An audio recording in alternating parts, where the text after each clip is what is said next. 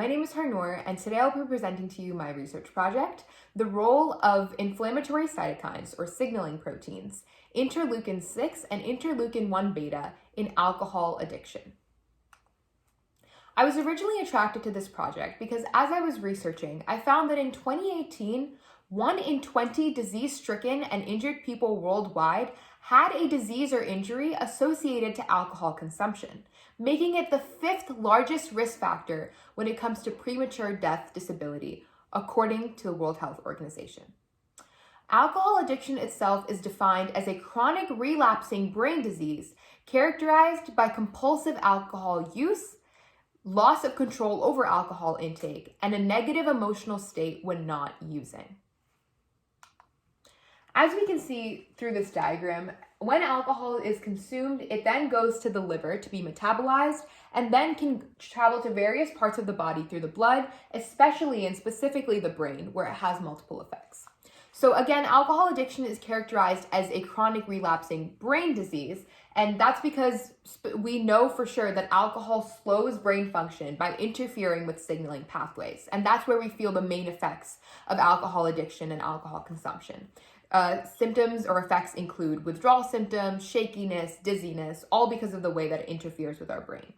However, because it's also metabolized in our liver, it's been found that there are negative effects on the liver as well, or on liver cells, which can lead to liver damage, alcoholic hepatitis, scarring of the liver, and even eventually liver cancer.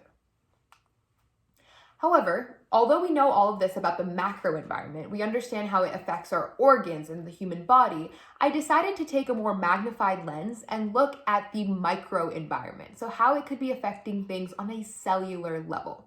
That's why I chose to look at cytokines, or signaling proteins.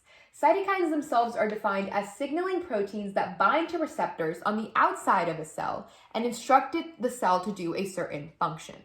As you can see with this diagram, a hepatocyte, or a liver cell, can produce and release these tiny signaling proteins, which can then go and target any cell in the human body in any organ, for example, the brain, the muscle, the pancreas, and so on.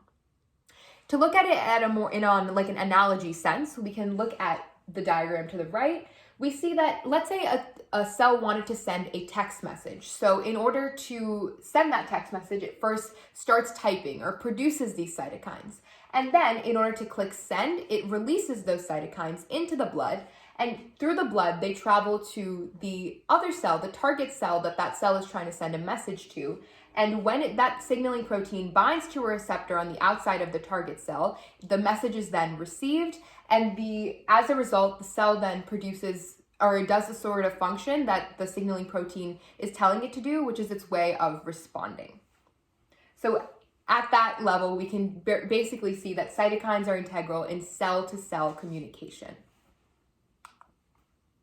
What I chose to look at, or the two cytokines that I chose to look at, are produced in liver cells, one being interleukin-6. Interleukin-6 is a soluble cytokine that has a primary role in signaling inflammation. So it signals cells to start inflaming and signals inflammation in the body. Interleukin-1 beta has a slightly different function. It's also a soluble cytokine, but it signals lymphocytes to fight infections and leukocytes to pass through blood vessel walls to get to sites of infection. So essentially, lymphocytes and leukocytes are really important immune cells, and IL-1 beta therefore has a very important role when it comes to immune response and building our immunity.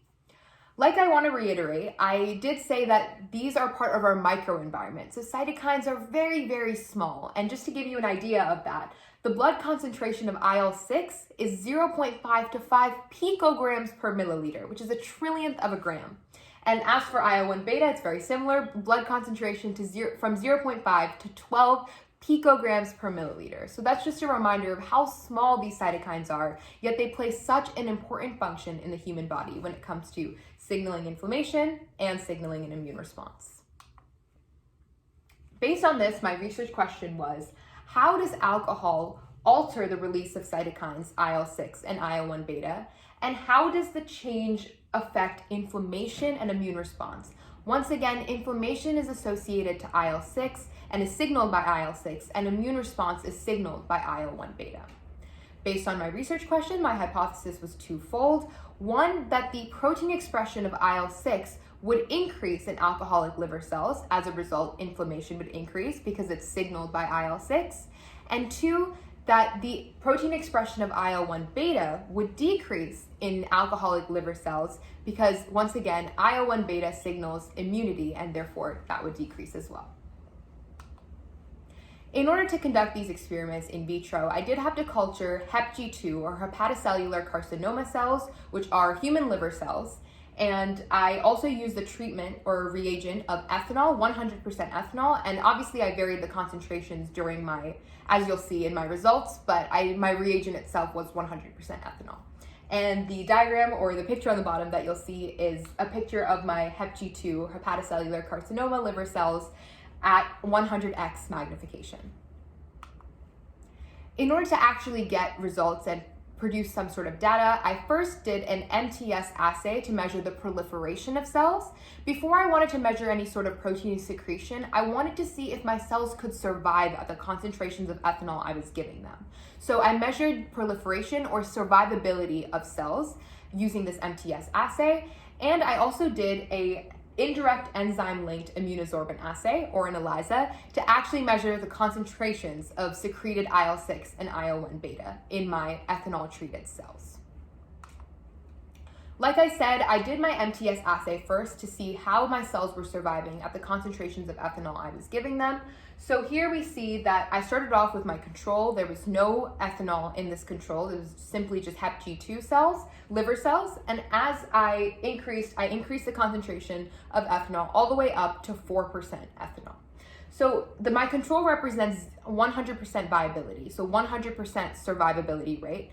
And as we increase the number of ethanol percentage or ethanol concentration, we see a statistically significant decline in the cell viability or cell survivability of my cells.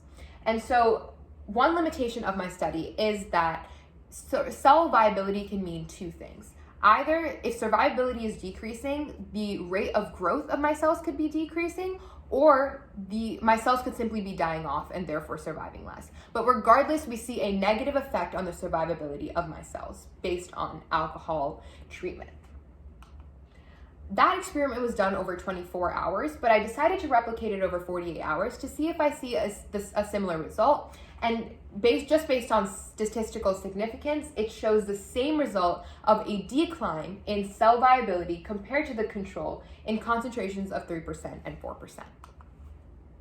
Now moving on to the actual IL-6 protein secretion, or understanding how my protein secretion was changing as I was giving my cells different concentrations of ethanol.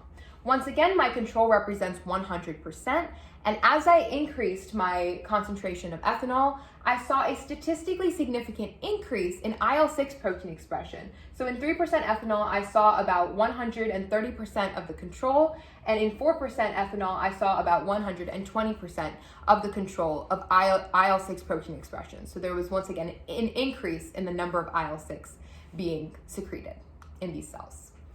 As for IL-1 beta, the reverse is actually seen. So we see that once again, the control represents 100%. And as we increase my concentration of ethanol, at 3% ethanol, there was a statistically significant decrease, approximately 65% of the control. And at 4% ethanol, once again, a statistically significant decrease, making it approximately 55% of the control when it comes to IL-1 beta protein expression. So what this tells us is that, in line with my hypothesis, IL-6 protein expression increased at 3% and 4% ethanol, and IL-1 beta protein expression decreased at 3%, 4% ethanol, making it evident that biomarkers such as IL-6 and IL-1 beta play a key role in perturbing homeostasis in alcoholic liver cells.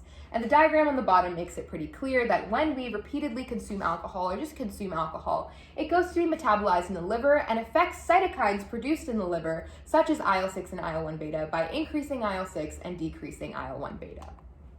So what does this actually mean for our cells? So like we said, as IL-6 is increasing, inflammation is increasing because IL-6 signals inflammation, and that can lead to a number of different negative effects. For example, damage to healthy cells, tissues, and organs, DNA damage, and internal scarring, and it can even be linked to different diseases like cancer.